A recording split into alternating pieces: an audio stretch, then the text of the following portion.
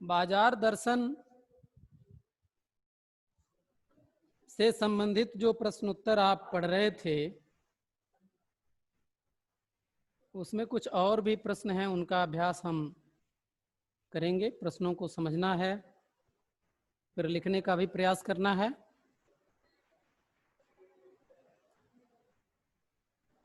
तो आप देखेंगे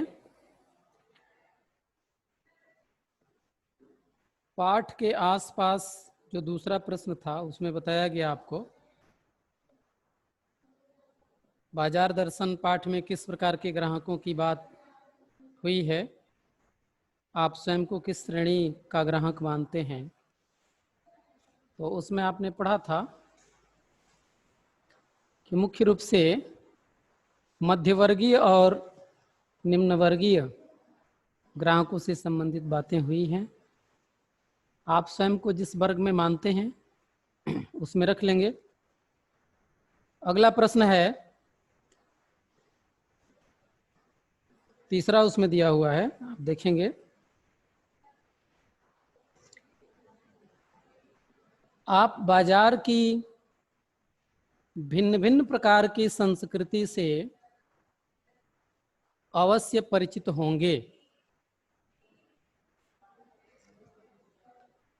बाजार की संस्कृति से, भिन्न भिन्न प्रकार की बाजार की संस्कृति से अवश्य परिचित होंगे। मॉल की संस्कृति और सामान्य बाजार और हाट की संस्कृति में आप क्या अंतर पाते हैं। परचेजिंग पावर आपको किस तरह के बाजार में नजर आती है। देखिए, इसमें कई प्रश्न जोड़े गए हैं। एक तो ये है कि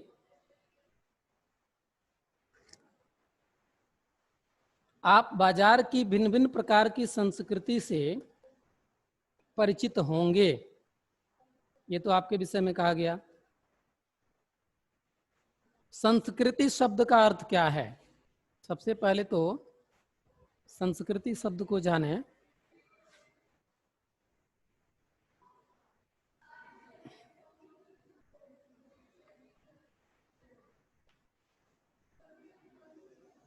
संस्कृति का जो शाब्दिक अर्थ है वो कल्याणकारी सोच है।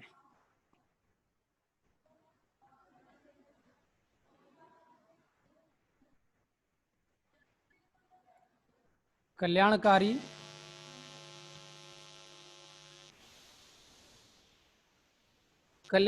सोच।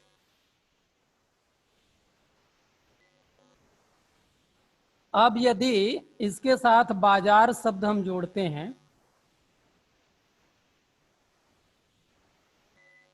तो बाजार संस्कृति हो गया। अब बाजार से संबंधित जो कल्याणकारी सोच है, अब ये कल्याणकारी सोच बाजार में एक विक्रेता पक्ष होगा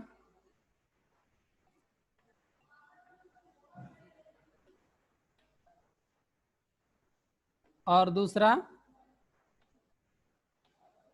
क्रेता पक्ष होगा। विक्रेता मतलब बेचने वाला और क्रेता का मतलब खरीदने वाला। तो जो कल्याणकारी सोच है ये दोनों में काम आएगी, दोनों में ही काम आएगी। बेचने वाले के लिए कल्याण की बात क्या है कि अधिक से अधिक उसको फायदा हो, लागत कम से कम आए और आगत अधिकाधिक हो। और जो खरीदने वाला होगा, ग्राहक जो कस्टमर है, उसके लिए कल्याणकारी सोच क्या होगी कि वो न्यूनतम दर पर अधिकतम अच्छी से अच्छी चीजें खरीदे, उसकी लागत कम आवे। अब दोनों के बीच में संतुलन बनी रहे तो दोनों की कल्याण की बातें होंगी और वही सच्चे अर्थों में संस्कृति होगी। यदि दोनों में से यदि एक तरफा किसी एक को फायदा होने लगा और दूसरे को नुकसान होने लगा, तो वो अपसंस्कृति हो जाएगी, वो सोच ही खराब हो जाएगी।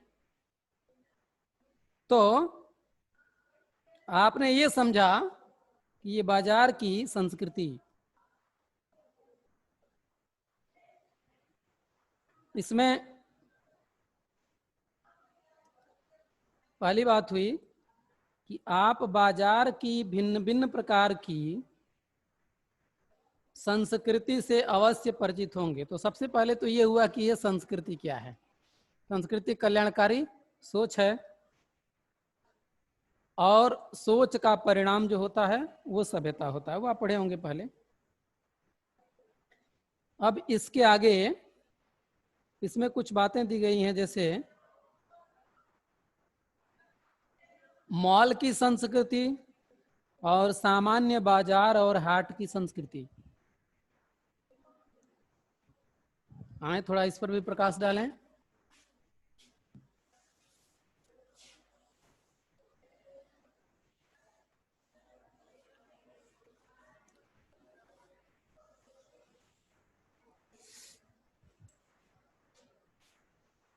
ये जो बाजार शब्द है,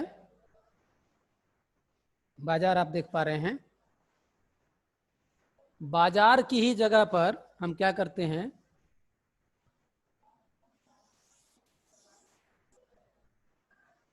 मॉल की संस्कृति,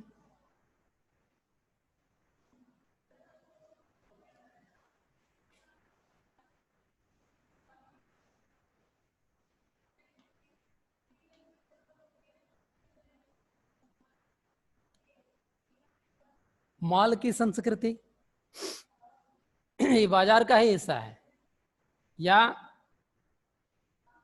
सामान्य बाजार,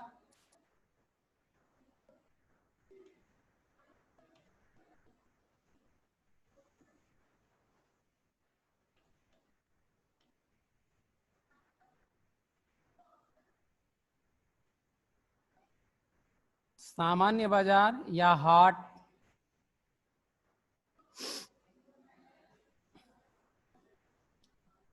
ये देखिए, इन तीनों को जब आप मिलाते हैं, माल बाजार हाट, तो ये सामान्य बाजार और हाट, ये तीनों को मिलाकर के ही बाजार का निर्माण होता है। तो सबसे पहले आपको समझना होगा, ये मॉल आप समझ रहे हैं, बाजार देखिए, बाजार किसी निश्चित वस्तु का निश्चित स्थान पर लगता है, और वो बाजार जो है अस्थाई हुआ करता है। जैसे बलिया में मीना बाजार का नाम आपने सुना होगा, वो मीना बाजार का एक फिक्स जगह है, और ये भी फिक्स है कि उसमें कौन कौन सी चीजें बिकेंगी। ठीक है, तो बाजार किसी निश्चित वस्तु का और निश्चित स्थान का होता है, जो अस्थाई होता है। और हाट जो होता है वो या तो साप्ताहिक होगा, या सप्ताह में 1 या 2 दिन कभी कभार लगता है। इसलिए पुराने लोगों के मुंह से आपने सुना होगा, जो ग्रामीण अंचल के लोग हैं, आपके पुराने दादाजी, तो उनके पास यदि आप बैठते हो तो बातचीत में अवश्य ही ये शब्द मिल जाएगा आपको कि हम लोग बाजारे हाटे जाते थे। बाजारे और हाटे, या फिर दादरी मेले में आपने देखा होगा बैलहाटा, ठीक ना, बैलहाटा इत्यादि वो कहा जाता है, ठीक ना। वहां पर सिर्फ बैल ही बेचे जा रहे हैं, ठीक ना। तो वो अस्थाई नहीं होता है, वो अस्थाई होता है, कुछ दिनों के लिए होता है और फिर वो चला जाता है। तो इसलिए वहां हाट का नाम दे दिया जाता है। कहीं कहीं ग्रामीण अंचल में भी आपने देखा होगा कि किसी किसी स्थान पर हाट लगता है, कहीं कहीं लिखा हुआ मिलता है हाट, सप्ताह में 1 या 2 दिन जो है वो वहां लगता है। तो अब संस्कृति की बात हो रही है, कल्याणकारी सोच।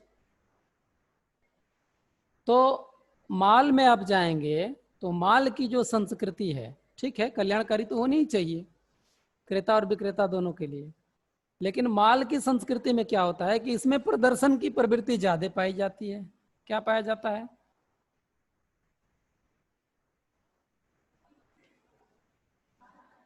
ये प्रदर्शन की प्रवृत्ति,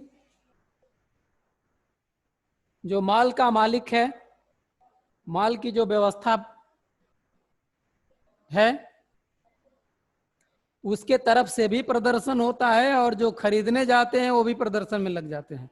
ये सामान यदि मैं लेकर के चलूंगा तो हमारे पड़ोस में इस तरह का सामान, इस मॉडल का सामान, इस डिजाइन का सामान, इतना महंगा सामान किसी और के पास नहीं है। जैसे ही मैं इसे लेकर के निकलूंगा, पास पड़ोस में मैं प्रतिष्ठा का पात्र बन जाऊंगा। तो इसमें प्रदर्शन की प्रवृत्ति होती है। तो जो सामान्य बाजार या हाट होता है उसमें स्वाभाविकता होती है। यद्यपि आप सामान्य बाजार में भी धीरे धीरे इसमें भी सजावट की प्रवृत्ति आ गई है। ये मॉल की संस्कृति के अनुकरण के परिणाम स्वरूप ऐसा हुआ है। धीरे धीरे इसमें भी वो आता जा रहा है। तो अब आप कह सकते हैं कि कैसे। आप सामान्य बाजार में ही जाते हैं, देखिए हरी सब्जी की बात होती थी, सब्जियां सूखने लगी तो हरे रंग में कलर करके जो है वो रखना शुरू किया, बड़े व्यवस्थित ढंग से सजावट शुरू कर दिया, सुंदर सुंदर सब्जियों को आगे रख दिया और खराब सब्जियों को जो है वो पीछे छुपा के रख दिया। ये प्रदर्शन, यहीं से बाजारूपन की शुरुआत हो जाती है। तो उसमें क्या होता है कि लोग इसके झांसे में आ जाते हैं। तो यहाँ पर आपको यही कहना है कि मॉल की जो संस्कृति है ये प्रदर्शन की प्रवृत्ति इसमें ज्यादा पाई जाती है, जबकि सामान्य बाजार अथवा हाट में स्वाभाविकता होती है, इसमें प्रदर्शन की शक्ति नहीं होती है। यद्यपि अब कुछ कुछ महीने में यहाँ भी प्रदर्शन आ रहा है, फिर भी मॉल की तुलना में बहुत कम है। अगला प्रश्न,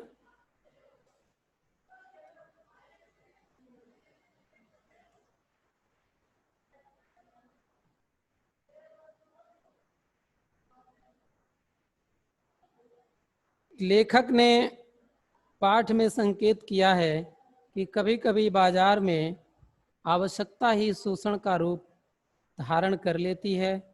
क्या आप इस विचार से सहमत हैं? तर्क सहित उत्तर दीजिए। प्रश्न एक बार और सुनेंगे।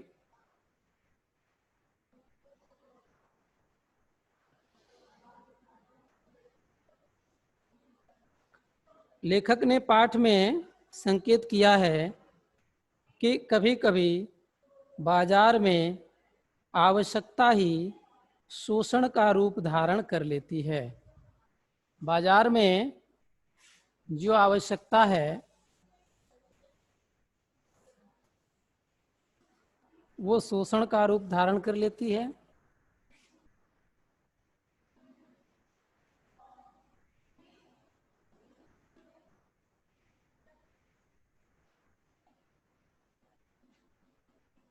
आवश्यकता ही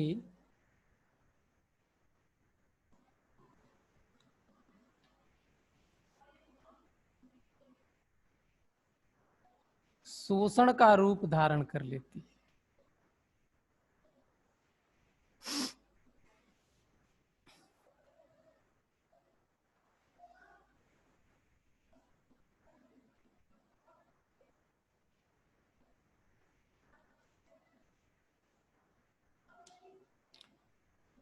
देखिए कहा गया है आवश्यकता आविष्कार की जननी है। जब आवश्यकता बढ़ती है तो आविष्कार होते हैं। बाजार में जो चीजें आती हैं वो लोक समुदाय की आवश्यकताओं को पढ़ करके आती हैं कि लोगों की कौन कौन सी आवश्यकताएं हैं। अब जैसे इस समय आप देख रहे हैं कि सैनिटाइजर और मास्क जो है एक तरह से मूलभूत आवश्यकता के रूप में हमारे सामने उभर करके आई है। तो इसमें वो तरह तरह के वो बनाए जा रहे हैं। तो इसमें यदि आवश्यकता से अधिक विविधता आने लगे, इस तरह का उस तरह का, ऐसी वैसी, आदि आदि, विविध मॉडल, रंग रूप आदि आदि। और इस आवश्यकता के नाम पर जब शोषण किया जाने लगेगा तो माना जाएगा कि आवश्यकता इस शोषण का रूप धारण कर लेती है। तो बाजार का सिद्धांत ये कहता है कि आवश्यकता को पूरा करने का प्रयास करे बाजार, लेकिन वो शोषण के दायरे में न जाए। ऐसा होना चाहिए। बाजार का सूक्ष्म चिंतन, बाजार का दर्शन यही कहता है। कई बार आपने देखा होगा, कभी त्योहार इत्यादि आते हैं। देखिए, हमारे ग्रामीण अंचल में एक जीवतिया का पर्व आता है। उसमें माताओं के जहन में ये बात है, एक परंपरा है।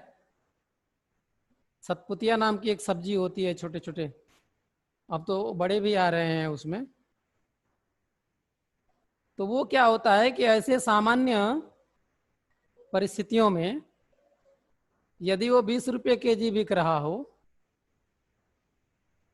तो उस त्योहार के समय में जो है वो 20 रुपया पाव बेचना शुरू कर देते हैं, 80 रुपये केजी बिकने लगता है।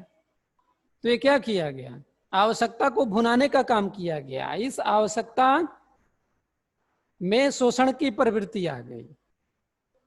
ये अच्छी बात नहीं है। जो परिस्थितियां सामान्य है वही थोड़ा बहुत परिवर्तन हो सकता है, 20 के बजाय 30 में बिक सकता है। बहुत ज्यादा उछाल नहीं आना चाहिए। ये बाजार दर्शन कहता है, बाजार का चिंतन कहता है, लोक कल्याणकारी दृष्टिकोणों से। नहीं तो बेतहाशा लूटना है लूटें, उसका विषय अलग है।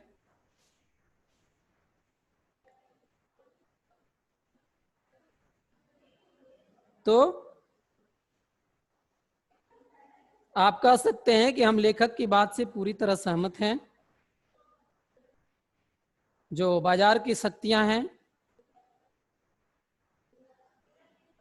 वो आवश्यकता का भरपूर शोषण करते हैं, जबकि बाजार दर्शन के अनुसार ऐसा नहीं होना चाहिए। अनावश्यक शोषण नहीं किया जाना चाहिए, मनमानी लूट नहीं होनी चाहिए। कुछ दुकानदारों ने तो लूट को ही अपना धर्म मान लिया है। इसे बाजार की अपसंस्कृति हम कह सकते हैं। एक और प्रश्न दिया है,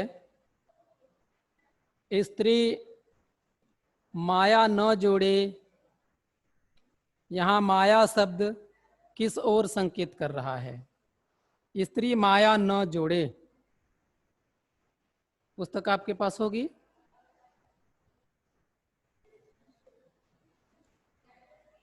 स्त्री माया न जोड़े, यहाँ माया शब्द किस ओर संकेत कर रहा है? स्त्रियों द्वारा माया जोड़ना प्रकृति प्रदत्त नहीं है, बल्कि परिस्थिति बस है। वे कौन कौन सी परिस्थितियां होंगी जो स्त्री को माया जोड़ने के लिए विवश कर देती हैं? माया का मतलब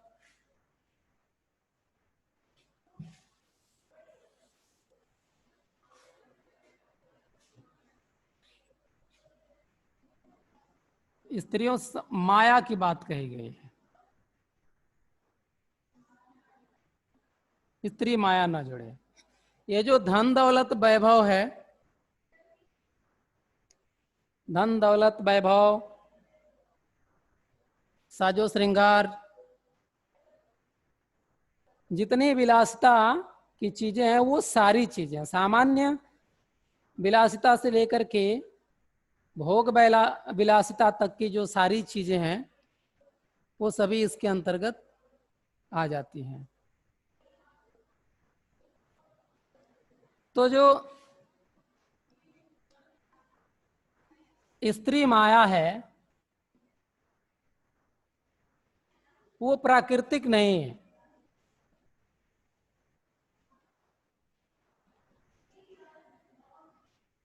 वो प्राकृतिक नहीं है,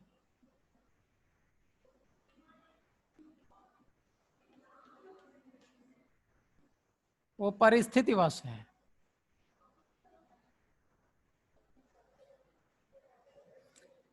अब जैसे देखा होगा आपने, बाजार में यदि स्त्रियां जाती हैं, पुरुष भी जाते हैं, स्त्रियां जाती हैं, तो कई बार आप लोगों ने सुना होगा कि जितनी दुकानें लगी होती हैं, आप ददरी का ही मेला ले लीजिए, बलिया में जो लगता है, उत्तर प्रदेश के बलिया जिले में, तो आपने अनुभव किया होगा कि स्त्रियां जब चलती हैं तो वो दुकानों की जो कतारें लगी होती हैं, वो एक किनारे से सारी दुकान को देखती चलती हैं, और सभी दुकानों में वो अटकती फिरेंगी अटकती फिरेंगी। प्रयास ये रहेगा कि हर जगह से कुछ ना कुछ ले लें। अब खरीदारी उनके मनी पावर पर डिपेंड करेगा, जो परचेजिंग क्षमता है उनकी।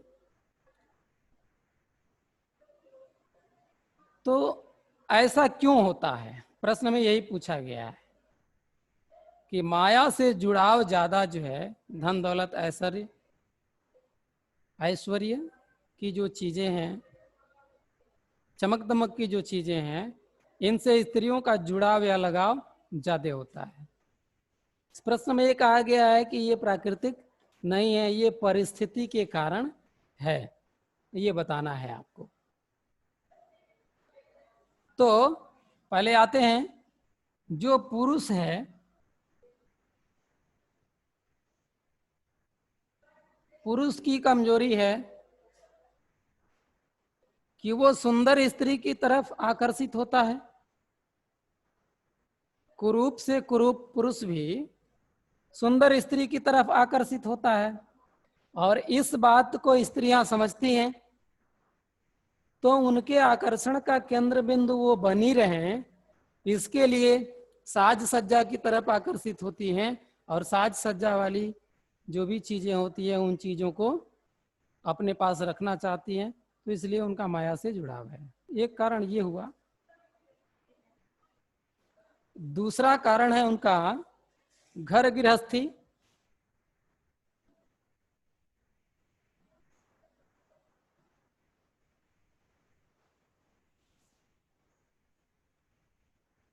घर गृहस्थी है, घर गृहस्थी संभालने का काम जो है स्त्रियों के जिम्मे होता है। तो घर में बहुत सारी चीजों की आवश्यकता होती है। रोजमर्रा के जीवन में जो काम आने वाली चीजें होती हैं, उन सारी चीजों की लिस्ट उनके दिमाग में होती है। तो वो भी जब मार्केट में जाएंगी, तो एक और जहां सौंदर्य प्रसाधन की बात होगी, सुंदर लगना, वहीं दूसरी ओर घरेलू उपयोग में आने वाली जो चीजें होती हैं, उन चीजों को भी खरीदना वो आवश्यक समझती हैं। तो उन चीजों को भी वो खरीदने लगती हैं। कुछ इसका भी जुड़ाव हो जाता है, और भी कुछ रिश्तेदारी नातेदारी फ्रेंड सर्कल को भी वो मेंटेन करना होता है, किसी को गिफ्ट वगैरह देना होता है, कहीं से गिफ्ट आते रहते हैं, कहीं गिफ्ट देना पड़ता है। इन सारी चीज़ों को भी लेकर के कुछ इससे भी संबंधित चीज़ें उन्हें खरीदनी होती हैं। कुछ बच्चों की जिद होती है, मम्मी ये लेती आना वो लेती आना, तो उनकी आवश्यकता को भी ध्यान में रखना होता है। तो इस तरह से जो घर गृहस्थी संभालने वाली जो स्त्रियां हैं, उनके कंधे पर ढेर सारा बोझ होता है, बहुत सारे दायित्व होते हैं, और उन सारे दायित्वों का निर्वहन करने की परिस्थिति होती है, सारे दायित्वों का निर्वहन करने की परिस्थिति उनके सामने होती है।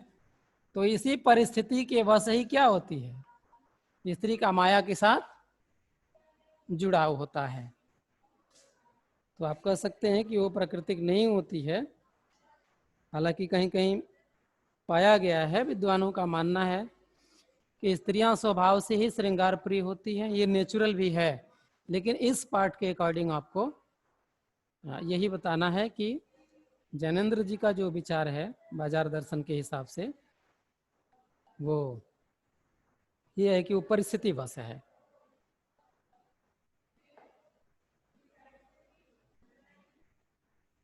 ये परिस्थितियां रहीं। इसके बाद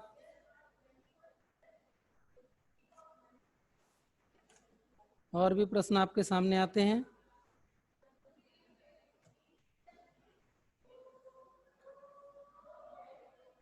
कुछ अन्य महत्वपूर्ण प्रश्न भी हैं।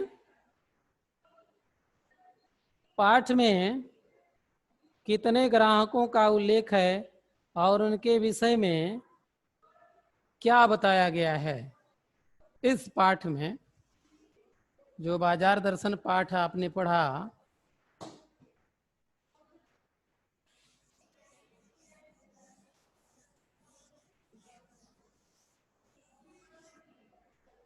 इसमें कितने तरह के ग्राहक हैं?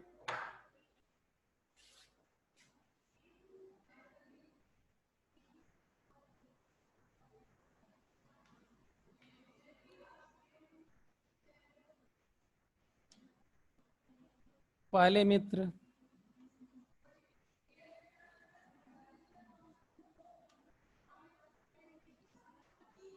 दूसरे मित्र,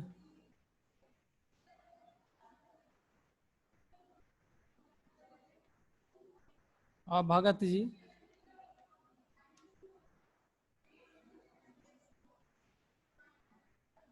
ये 3 तरह के ग्राहकों की चर्चा इस पाठ में हुई है। तो जो पहले मित्र हैं, ये कुछ आवश्यकता को लेकर के चलते हैं।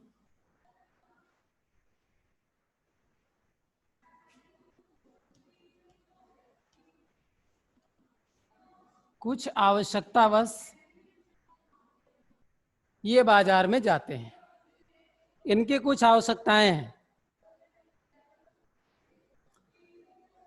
तो कुछ आवश्यकताओं को लेके जाते हैं और बाजार के जाल में फंस जाते हैं, और आवश्यकता से अधिक अनचाही वस्तुओं को भी खरीद करके लेके आ जाते हैं। यानी इनकी जेब भरी हुई है, मन इनका बिल्कुल खाली नहीं है। मन में ये बात है कि कुछ आवश्यकता की चीजें हमें लेनी है, यानी मन भरा हुआ है और जेब, मन खाली नहीं है, मन खाली नहीं है और जेब भरी हुई है। वो मनी पावर के कारण वो ज्यादा खरीद लेते हैं। दूसरे जो मित्र हैं, इनका मन खाली है,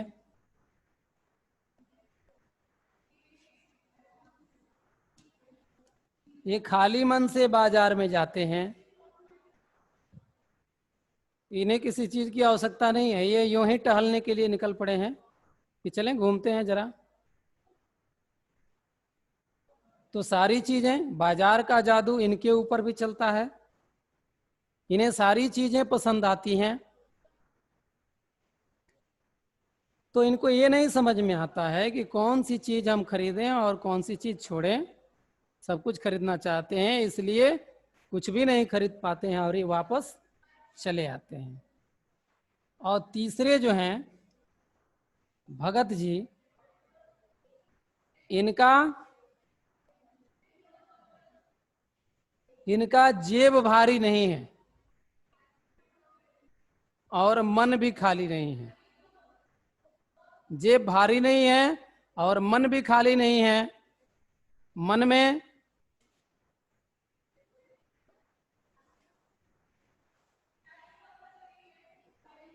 में क्या है इनके?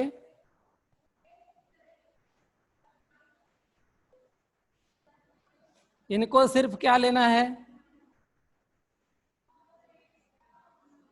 जीरा और नमक।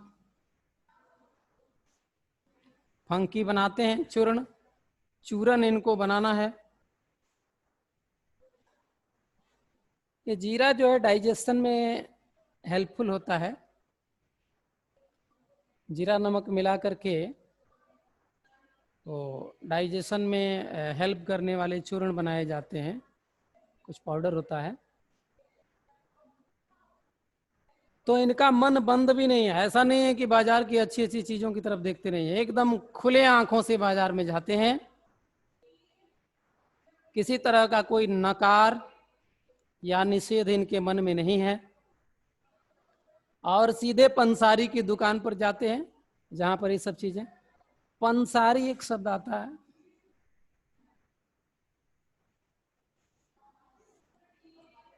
पंसारी की दुकान, ये पुराने समय से ये दुकान का नाम चला आ रहा है। जैसे गूगल, जटामासी, सोंठ का नाम आप लोगों ने सुना होगा। अदरक ही जब सूख जाता है तो सोंठ बन जाता है। और बांस का जो करला होता है उसको सुखा करके बंसलोचन बनाया जाता है। वो जो बम्बू प्लांट होता है ना, उसमें देखे होंगे कुछ कोमल कोमल पौधे तैयार होते हैं। कई जगह तो उसकी सब्जी भी बना के खाई जाती है। तो वही जब सूख जाता है तो बंसलोचन होता है। तो इस तरह की चीजें जो पुरानी कुछ जड़ी बूटी में और कुछ पूजा पाठ इत्यादि में भी काम आने वाली जो चीजें होती हैं, वो इन सब दुकानों पर मिलता है। लोहबान का नाम आप लोग सुने होंगे, ओजा सोखा लोग यूज करते हैं। तो उसी पंसारी की दुकान पर वो जाते हैं। जीरा और नमक, नमक में भी कई प्रकार के नमक होते हैं, समुद्री नमक, काला नमक, सेंधा नमक इत्यादि इत्यादि। अब जो नमक उनको लेना होता है वो जाते हैं, सीधे पंसारी की दुकान पर जाते हैं, जीरा और नमक खरीदते हैं और खरीद करके लाते हैं। वो चूरन की पुड़िया बनाते हैं, मार्केट में बेचते हैं। और बेचने का भी निर्धारण है कि 6 आना, 6 आने की कमाई जब हो जाती है उसके बाद और उनको पैसे नहीं चाहिए। आना आप समझ रहे होंगे, जैसे 1 रुपया है ना, तो जो पुरानी प्रणाली थी उसमें 1 रुपये में 16 आने होते थे, यानी 6 होल 1/4 पाइस जो पैसे हैं, सॉरी 16×6 = 96, हाँ, 6.25 पैसे का 1 आना होता था। तो 16×6 = 96 और 400, यानी 1 रुपये में 16 आने होते थे। इसी हिसाब से समझ लीजिए कि 6 आने की पुड़िया जब वो बेच लेते थे तो अब नहीं बेचते थे, पुड़िया को बच्चों में बांट देते थे। तो इस पाठ में जो बाजार दर्शन है, इसमें ये 3 तरह के ग्राहकों का उल्लेख जैनेन्द्र जी ने किया है। अब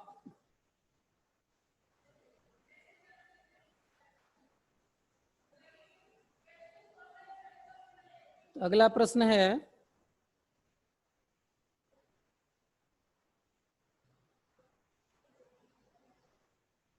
कि लेखक ने, और भी प्रश्न है कुछ अपने से भी आप पढ़ेंगे, लेखक ने किस बाजार को मानवता के लिए विडंबना कहा है?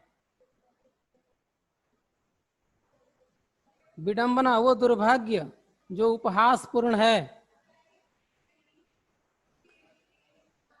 लेखक ने किस बाजार को मानवता के लिए विडंबना कहा है? लेखक ने ऐसे बाजार को मानवता के लिए विडंबना कहा है जिसमें लोग आवश्यकता पूर्ति के लिए क्रय विक्रय नहीं करते। बेचने वाला न तो आवश्यकता की चीजें बेचता है बल्कि अनावश्यक चीजों को भी सिर्फ धन कमाने की दृष्टि से बेच डालता है। और खरीदने वाला व्यक्ति भी जो अनुपयोगी चीजें हैं वो प्रदर्शन की दृष्टि से खरीद लेता है। यदि ऐसा माहौल बाजार में है तो उसे बाजार का विडंबना कहा जाएगा, बाजार की हास्यास्पद स्थिति मानी जाएगी, ये बाजार व्यवस्था का दुर्भाग्य माना जाएगा।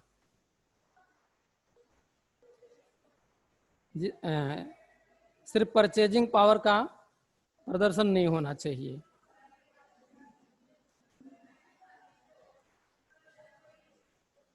बाजार का मूल लक्ष्य जो है वो ये होना चाहिए कि आवश्यकता में काम आए।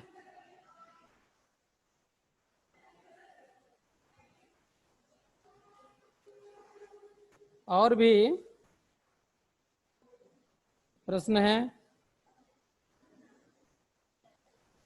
सभी पर बाजार का जादू क्यों नहीं चल सकता है? भगत जी का उदाहरण देकर इस कथन की पुष्टि कीजिए। प्रश्न को आप समझें। प्रश्न में ये कह रहा है कि बाजार का जादू सबके ऊपर नहीं पड़ता, और इसको सिद्ध कैसे करना है? भगत जी का उदाहरण दे करके दोनों बातों को जोड़ना है। तो सबसे पहले भगत जी की जो प्रवृत्ति है वो क्या है? भगत जी का मन तृष्णा में नहीं है, उनका मन संतुष्ट है। दूसरी बात, उनका मन खाली भी नहीं है। तीसरी बात, उनकी जेब भरी भी नहीं है। पैसे की गर्मी, जिसे मनी पावर कहा जाता है, वो भी चीजें नहीं है। तो जिसे पैसे की गर्मी न हो, मन संतुष्ट हो, मन खाली न हो, संसार की वस्तुओं को खुली आंख से देखता हो, मन में किसी तरह के नकार न हो, ऐसे ही व्यक्ति के ऊपर बाजार का जादू का असर नहीं होता है। ये सारी बातें प्रस्तुत पाठ में आए भगत जी के चरित्र में है। इस आधार पर हम कह सकते हैं कि बाजार के जादू का असर सबके ऊपर नहीं होता है। तो आप क्या करेंगे कि इन सारे प्रश्नों को आप पढ़ेंगे। पढ़ने के बाद और भी काम करना है आपको कि मैंने जितने प्रश्न बताए, इस विषम परिस्थिति में जो कक्षाएं संचालित की जा रही हैं, तो उसी क्रम में देवस्थली विद्यापीठ भी आपके साथ है, लगा हुआ है। हम लोग भी लगे हुए हैं, काम कर रहे हैं। ये निश्चित रूप से कहा जा सकता है कि जो सामान्य कक्षाएं संचालित होती थी विद्यालय में, उसमें और इसमें थोड़ा सा अंतर है। आप ज़्यादा अंतर भी कह सकते हैं, लेकिन फिर भी अधिक से अधिक हम लोगों का प्रयास ये है कि आप तक ये बातें मिले, पहुंचे। इसके बाद थोड़ा सा आपका भी दायित्व बढ़ जाता है, आपको भी लगना पड़ेगा। जितना बताया गया उतना समझें, पढ़ें। इसके अतिरिक्त आप स्वयं भी प्रश्नों का निर्माण करें। पूरे पाठ को पढ़ जाएं और पढ़ने के बाद आप प्रश्नों का निर्माण करते चले जाएंगे, प्रश्न बनाएंगे और उसका उत्तर आपको मिलता जाएगा। इस प्रकार